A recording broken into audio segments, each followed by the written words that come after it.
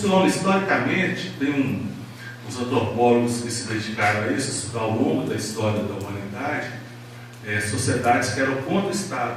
A gente acha que o Estado é natural? Não. Tem sociedades que vivem muito bem sem poder e que fazem tudo para evitar que o poder surja, que é essa noção de hierarquia reversa. Ou seja, o índio, o chefe índio, ele só manda enquanto os liderados, entre aspas, querem lutar. Quando ele quer inventar uma guerra para a glória pessoal dele, ele vai sozinho e se dá mal. Ou seja, essas sociedades que conseguiram criar uma hierarquia, contra o poder, essa hierarquia reversa, as coisas funcionam muito bem. Tá? Então, é isso que a gente teria que começar. Enquanto o chefe tiver esse poder de dizer, ó, você vai fazer esse trabalho que você contra o Brasil de direito de recusa, sei que a gente cria as condições de discutir. E aí quem tem condições de falar é o trabalhador que está lá no dia a dia. Só ele consegue avaliar aquele risco. Essas coisas vão continuar acontecendo. Então, teria essas duas pistas aí, de autonomia concreta, e ela tem que ser coletiva, e essa relação de conta, poder e hierarquia.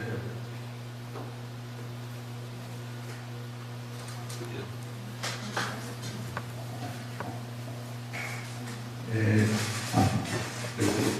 não sei se a gente podia debater logo tudo ou só ficar nas questões que são.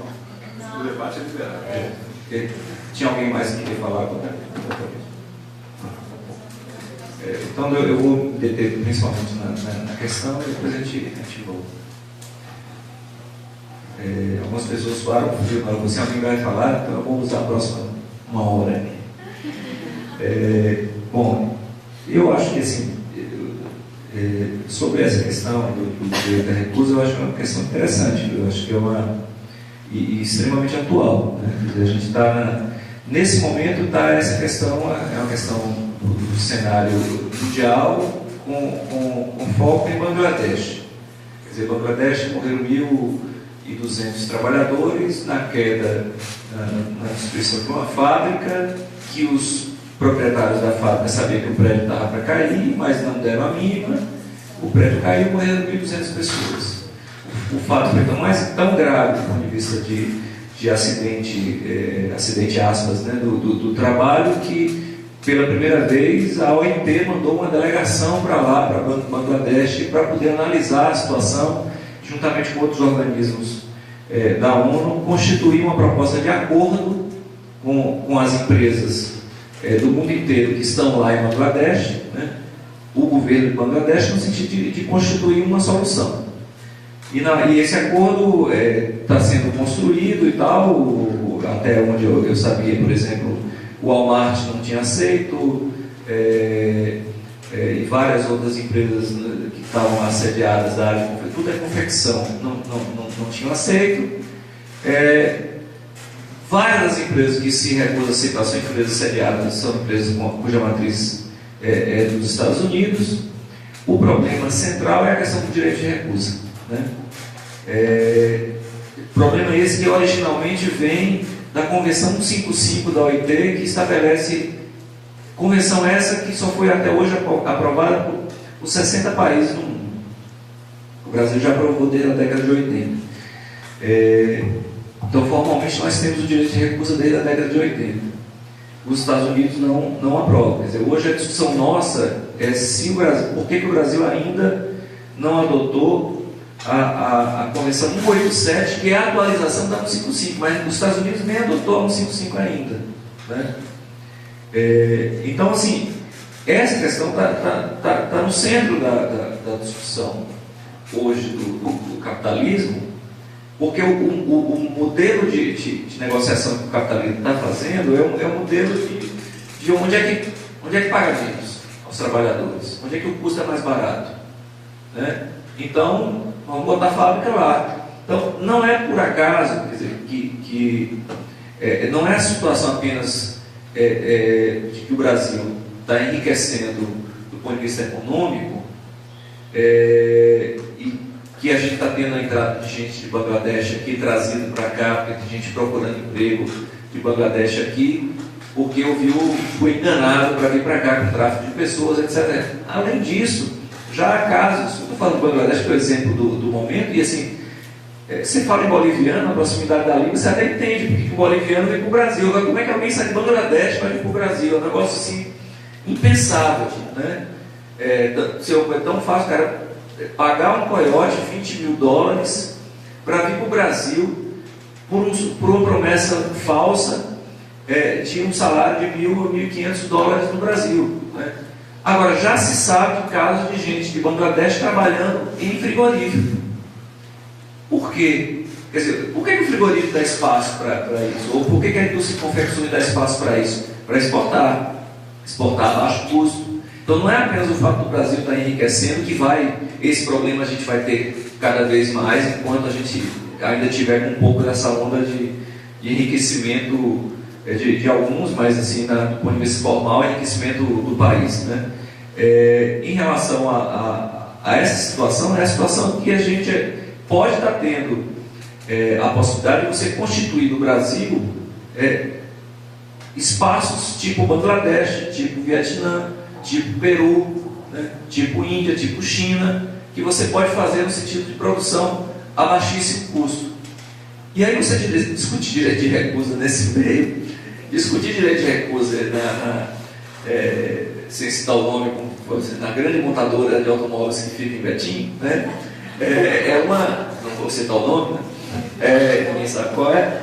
Então, assim, não citar a Fiat, mas assim, direito de recusa da Fiat, aí você está discutindo numa perspectiva de assim, bom, concretamente você tem um sindicato que me parece, para a média, um sindicato forte, você tem uma história de movimento sindical forte, você tem uma realidade, um nível de discussão de direito de recusa. Agora, discutir direito de recusa em Bangladesh, nessa circunstância, realmente é extremamente complicado. Então, assim, eu acho que é um tema extremamente importante, eu acho que a gente precisa, assim, mas a nossa realidade é uma realidade de capitalismo selvagem, né?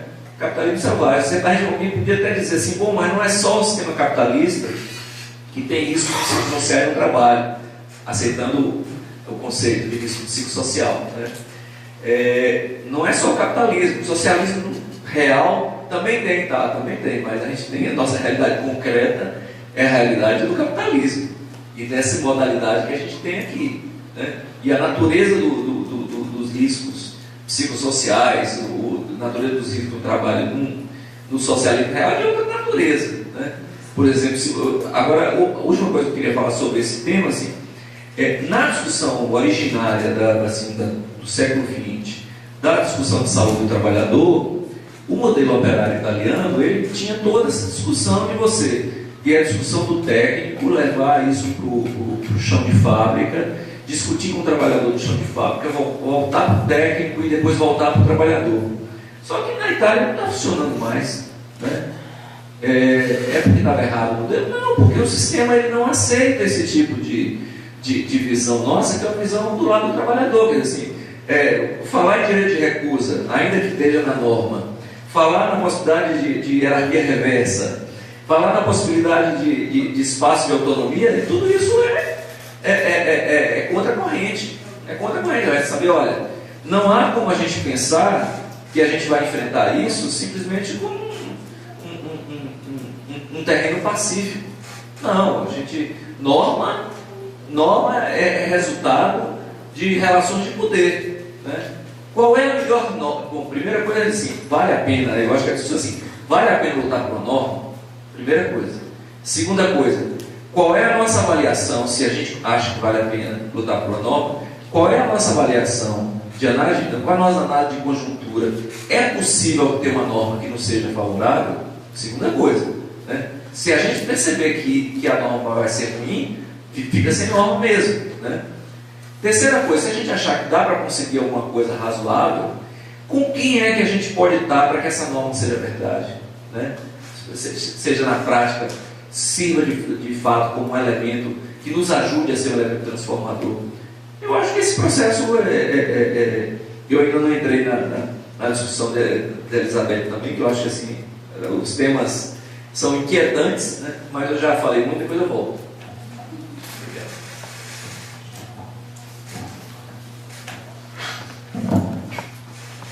Meu nome é Leide Jane, Eu sou psicóloga e hoje eu trabalho com o pessoal dos sindicatos metalúrgicos, lá no Departamento de Saúde.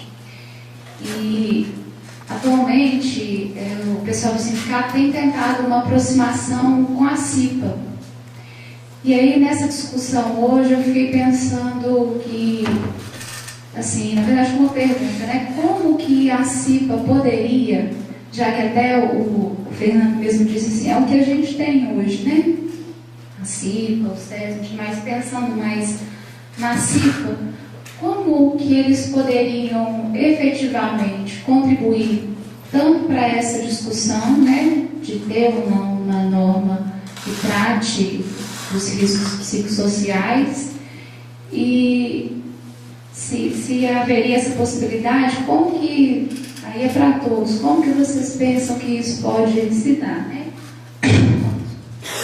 Como que isso pode acontecer, e até pensando na questão do papel do sindicato mesmo, como é que eles poderiam também contribuir, né? E aí talvez nessa aproximação com a CIPA, já que aqui em Betim assim, é muito claro, né, o movimento antissindical, né, a dificuldade do sindicato estar dentro das empresas, ter um papel de presença mesmo efetiva. É isso. A minha pergunta é para Maria Elizabeth, meu nome é Amanda, sou psicóloga do Sereste de Betim. Você veio bagunçar minha cabeça demais. Eu estava quase conseguindo sentir minha cabeça no lugar. Você viu o que é muito bom. Mas aí, eu queria, porque você deixa clara as críticas do IFCLU, né, a uma normatização dos riscos psicossociais, e você traz também que ele coloca alguma proposta, mas não ficou muito clara para mim, e eu queria ouvir de você também, na prática, né, como que você vê as possibilidades da proposta dele.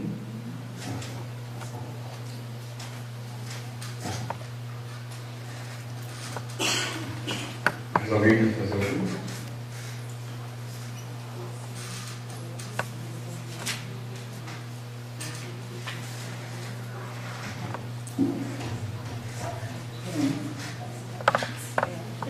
Sobre a pergunta da Legiane sobre a CIPA e o sindicato, eu acho que o ponto de partida deveria ser sempre os trabalhadores mesmo, eles avaliarem até na perspectiva mesmo, lá de Dono na Itália, não funciona mais, mas ainda tem gente que acredita nisso, e eu acho que pelo menos como premissa, ainda que as relações sejam cada vez mais complicadas, degradadas, mas como premissa, acho que a gente não pode perder essa perspectiva não, de que parta deles a compreensão do que de fato representa risco, através de uma análise, aí vem até junto com a resposta a você, Wanda.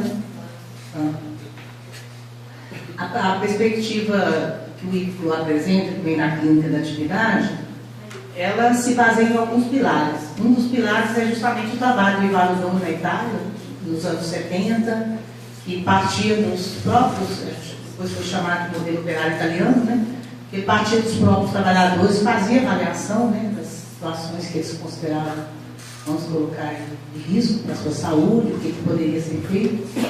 E ele criou algumas técnicas, né, para isso, para poder conseguir extrair dele esses elementos, e dali partir, né, alguma reflexão sobre o que poderia ser modificado no contexto de trabalho. Esse é um dos pilares da clínica da atividade, que continua tentando construir uma prática, uma forma de abordar os problemas de saúde no trabalho, usando essa perspectiva também do Ivaldo Dono. Outro pilar é a ergonomia, né? A clínica da atividade se considera como uma descendente da ergonomia francesa. Outro pilar vem da saúde mental e trabalho, da psicologia, que é o Leguian, que é um psiquiatra francês dos anos 50, 60, que fez um trabalho extremamente interessante de compreensão dos impactos do trabalho na saúde mental, principalmente tentando entender a relação entre situações de trabalho e transtorno mental, como é que a gente poderia entender esse nexo, de uma maneira em que ele se preocupava em trazer a complexidade do fenômeno, né? Não era esse nexo causal simplista, exposição, que foi o que eu tive aqui, fator de risco e adoecimento, de forma nenhuma, né? Ele sempre considerava a maneira como um trabalhador se apropriava desse risco, elaborava esse risco, ou dramatizava, o termo que ele gostava de usar, né? A situação problemática de trabalho, que poderia gerar o adoecimento. Né? E o Vygotsky, que é um psicólogo da chamada antiga, né, União Soviética, que é da psicologia sócio-histórica. São os 4 pilares principais que ele incorpora para fazer a proposta dele. E a preocupação cada vez maior é justamente de criar uma instância de contra-poder, partindo da base, né, dos próprios trabalhadores, dos próprios operadores.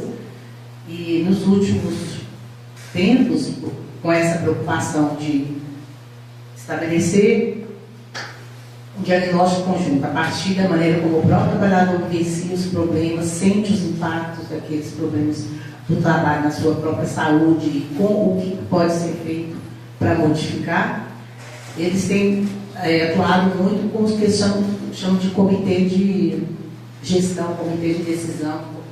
Como poderia pilotar? Decisão? É complicado porque seria mais um comitê de gestão, acompanhamento, né? Um comitê que, por exemplo, numa intervenção que eles estão fazendo agora na Renault, na montadora francesa Renault, tem representantes dos próprios operadores, dos gestores, dos gerentes, os responsáveis, né, pela gestão da empresa, o pessoal de saúde e representantes do sindicato. É a primeira intervenção que eles fazem, incorporar a presença do sindicato, até então não tinha tido. Então, um comitê que acompanha todo o processo, que é para onde é destinado todo o material que é produzido ali na base, através, eu não vou poder precisar aqui para você todos os métodos que eles utilizam, mas todo esse material que é produzido aqui, junto com os próprios trabalhadores, que eles são coatores, protagonistas mesmo do diagnóstico do que está acontecendo, isso é levado para esse comitê para poder discutir, inclusive, a prescrição. Né? Transformar essa prescrição. Então, de certa maneira, cria-se uma instância interessante aí, né? Dentro do que o Chico estava colocando como contra-poder. Claro que sem nenhuma ingenuidade. A gente sabe que as coisas não são fáceis, né? Mas tem tido resultados muito interessantes. Esse ano que eu fiquei lá, eu li os trabalhos deles, os relatórios, discuti com os autores para ver, porque eu estava preocupado com a questão dos resultados, o que isso de fato está fazendo caminhar as coisas, né, do ponto de vista da saúde.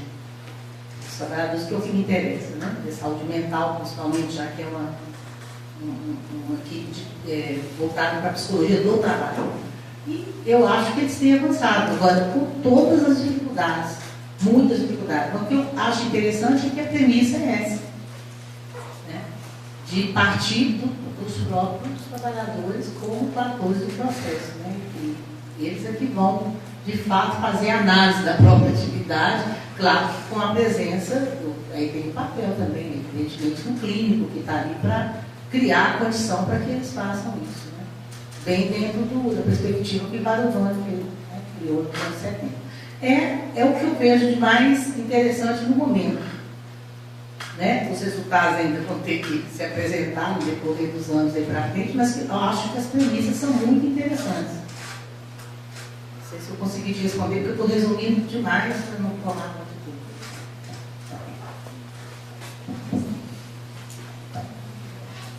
Vou tentar ser mais concreto.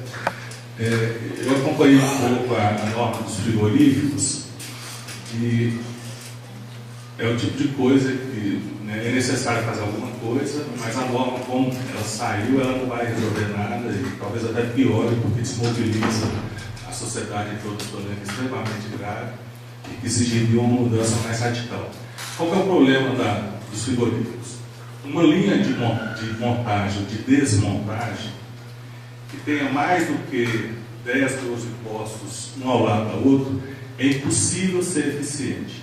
Então, tecnicamente, ou se quebra a nória, a linha, e cria células de produção, né, como os sociotécnicos suecos faziam, ou aquilo não tem saída. As pessoas vão, para manter a produtividade deles, para mandar carne a esse preço para o Japão, para o mundo inteiro, eles vão continuar adoecendo. Então, uma norma que não cria uma possibilidade, então deveria ter uma cláusula. A linha vai ser quebrada e criar células de produção. Entrar direto no poder do capital e dizer como que se organiza o processo de trabalho. Ou isso passa, se passar, ótimo. Se não passar, perdeu a guerra. Não vale a pena entrar nela mais. Até os sindicatos, eles têm que ser formados. Porque essa ideologia, ela penetra, né, em todos os poros, e a gente acaba pensando como eles. Então, a CIPA talvez seja irrecuperável, porque na hora de analisar um acidente, os sindicatos também acham que o trabalhador é culpado. A ideologia da culpa perpassa em tudo. Então, tem vários acidentes que os trabalhadores fazem gambiarras para resolver o problema. Aí acontece o acidente, os próprios falam, está vendo? Não é possível, cara. O trabalhador é dureza, né? Deu bobeira, não tem inventando coisa para facilitar o trabalho. E, na verdade, não é isso, né? Uma série de coisas que acontece para aquela gambiarra surgir. Então, a contra-expertise, talvez no caso do psicossocial, aí é sempre bom dar conselho para os outros, né? Muito fácil. Mas talvez aí não exista espaço para defender essa ideia da contra-expertise, já que a subjetividade, o psíquico é uma coisa meio indeterminada, né? E tem tantas visões. Dizer que tem muita visão de medir um contaminante no ambiente, ou mesmo a carga de trabalho física, a gente já deixou de lado, mas essa visão positivista da ciência é mais fácil de defender algumas áreas. Na psicologia talvez não seja. Então, se conseguir introduzir isso, o direito de moda de expertise, seria um grande avanço para começar a rediscutir essas coisas de outra maneira. E aí puxaria todo o movimento social, né, outras possibilidades a partir disso aí. A gente faz vários estudos na economia solidária. Então lá a gente vê saídas que são concretas. Por exemplo, a linha de montagem, ou esteira, né, fordista, aquilo ali é um chicote disfarçado de máquina, né? Obriga o trabalhador a seguir aquele ritmo, todo mundo tem que estar no mesmo ritmo, etc. Que massacra as pessoas. Mas tem associações de catadores aqui em Itaúna que tem uma esteira. Só que eles usam a esteira de uma maneira completamente diferente. Eles ligam e desligam na hora que eles querem. Olha só, aí a esteira, em vez de ser um chicote, virou um transportador. O que deve ser, porque aí alivia a carga de trabalho deles. Aquilo com a Elisateca foi feito para isso, mas o poder se apropria daquilo e transforma num chicote. Então, dependendo da mesma coisa, da mesma máquina, dependendo de como eu utilizo, ela tem um efeito completamente contrário. E aí a gente está lá 2 anos tentando entender qual que é a regra de ligar e desligar a esteira. É muito interessante. É uma novela, é um livro. O que se passa por trás disso? O momento, porque não pode deixar as pessoas de folga, não cegando, mas também não pode matar a pessoa, não pode perder material. Então tem toda uma complexidade em torno disso, para que eles administram o ligar e desligar a esteira. E muda a natureza dela.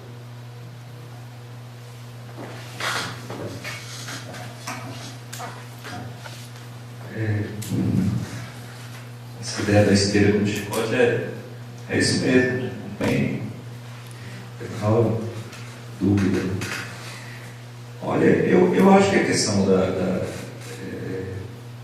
o tema ele nos remete a uma discussão mais abrangente e ao mesmo tempo, quando você fala em criar uma norma, você vai com uma situação muito concreta. Então a gente fica, né, transitando entre a utopia e o real indesejado, né, o tempo todo. E aí, na verdade, a questão é assim, como fazer limonada desse limão? É possível fazer limonada desse limão? Né? Queremos? Né? A limonada vai ser bom para a gente? Né? Então, assim, é essa discussão mesmo. Assim, concordo que O próprio conceito de risco psicossocial, ele precisa ser bem pensado. Assim, há várias críticas que a gente pode fazer, e concordo com as que a professora Elizabeth fez, trouxe em relação a isso, concordo. E eu fiquei me lembrando como é que essa história do psicossocial entrou, né? Por que eu, na hora de fazer a proposta do texto assim, ficou psicossocial? Eu estava me lembrando que quando o então diretor do Departamento de Segurança e Saúde conversou, olha, a gente está com essa situação, precisava debater isso e tal, ele disse assim, olha, mas não pode ter nessa história algumas coisas aí que não vão passar nem aqui dentro da secretaria, porque a secretária não aceita. Então, uma das coisas é a ideia do assédio moral. Porque recentemente houve um caso de uma trabalhadora lá, uma servidora, que denunciou assédio moral e tal, isso gerou, lá dentro, isso gerou inquietação e tal. Eu falei, pô, já começa com um tipo de problema dessa natureza. E aí eu fui tentando trabalhar com a ideia de que quais são as coisas que estão consagradas, né? E aí o risco psicossocial era, pela experiência europeia, o conceito que estava consagrado. Se eu estou trabalhando na perspectiva de que não querem uma norma, né, de que nem o governo, né, nem esse segmento de governo, e seguramente a maior parte dos representantes patronais não vão querer essa norma, então eu tenho que trabalhar com coisas consagradas, né? Com coisas que eu posso dizer assim, olha, então aí, tal país já fez, outro país já fez e tal, primeira coisa. Então aí você corre o risco de adotar alguma coisa viciada, mas é alguma coisa que já está consagrada. Aí você traz consigo toda a carga de problemas que aquilo já tem, né? E eu terminei na história do assédio moral, mas tenha paciência, eu não vou escrever um texto que não fala de assédio moral. Aí não conte comigo, né? E aí aparece toda a discussão de assédio moral, que é também dentro dessa discussão extremamente complicada. O problema da vitimização, eu gostei muito da ideia da toxicologia, né? Me lembrou da malária, né? Que é o próprio conceito de malária, né? De mal-ar, né? Que é o conceito da época da discussão de malária, de que não se sabia exatamente qual era o agente, e que eram os maus fluidos, os maus ares que causavam a malária, né? Daí que vem a ideia. Depois que eu descobri o inseto, o agente, etc., né? Então, assim, é como se fosse isso mesmo, né? A nuvem, né?